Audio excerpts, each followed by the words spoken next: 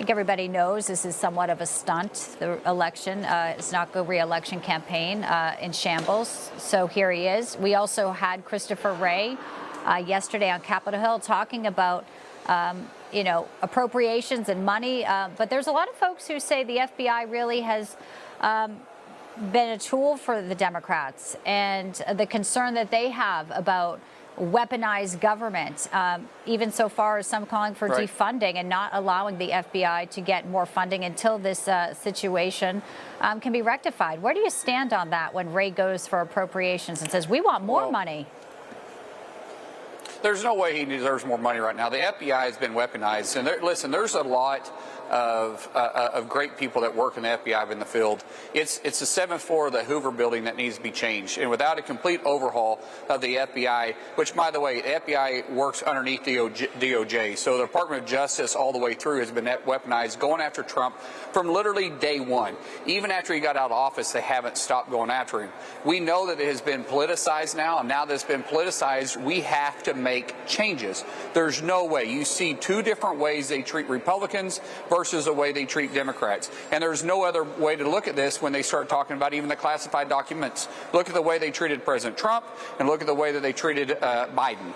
They literally authorized lethal force underneath Trump to go into Mar-a-Lago and take his records. And underneath Biden, they were like, let's excuse him. He's just an elderly guy that has a bad memory, and we think he would come across kind and nice to the jury, so we're not going to press any charges there.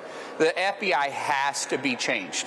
And in fact, this whole administration has been the most, I'm just going to tell you, has been part of the most corrupt political administration we've ever had by using the DOJ and the FBI to go after their political foes, including President Trump, and we continue to see that happening as we speak.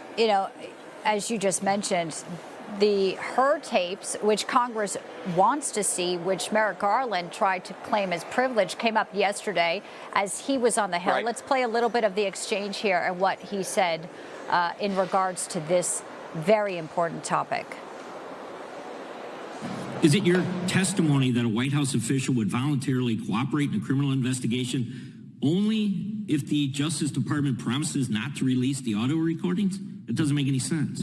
It's our view that we need witnesses to be willing to be tape recorded or audio recorded, and that they are going to be less willing to do that if they know it's going to be made public.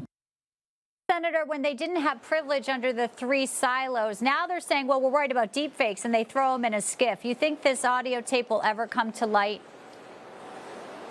It will eventually come to light when we put President Trump back in office. Right now, this administration has so much to hide that they continue to hide behind the people they appointed in these positions. At the same time, you have Garland, who is trying to, recluse himself from having direct contact so he could be partisan in the decision making. But at the same time, he's right in the middle of this, and he's actually carrying the water for the Biden administration.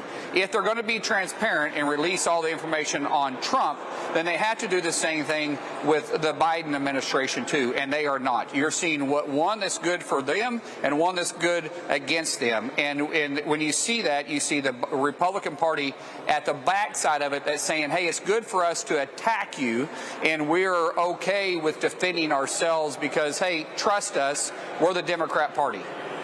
Yeah, well, we will look forward to the progression of those audio tapes, especially in light of that Wall Street Journal reports pretty damaging information about Biden, even from Democrats. It is. Yeah. But you see the same thing that they're doing on the border, too, right? I mean, with the border for 3.5 years here, you've had the Biden administration that said they couldn't do anything. Actually, they said there was no crisis. Then they said that Congress has to act. And now all of a sudden they say there's a problem because they're behind by 28 points when it comes to border security. And all of a sudden he's going to be tough on the border. It has nothing to do with what's doing best for this country. And any decision that they make, regardless if it goes with the DOJ or it goes with securing our border, it has nothing to do with America. It has to do with keeping the Biden administration in power. Senator Markwayne Mullin, always great to have you in, sir. Thank you for your thoughtful comments today. Appreciate it.